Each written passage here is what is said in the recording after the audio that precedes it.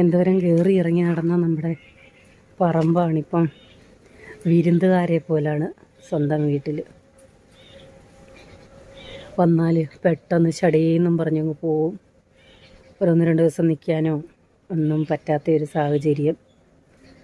വല്ലപ്പോഴും ഇങ്ങനെ, അത് കല്യാണം കഴിഞ്ഞ എല്ലാ സ്ത്രീകളുടെ അവസ്ഥ ഇത് തന്നെയാണ്. നമ്മുടെ വീട്ടിൽ നമ്മൾ വല്ലപ്പോഴും ഒരു വിരുന്നുകാരെ പോലെ വന്ന് നിന്നിട്ടങ്ങ് പോവും.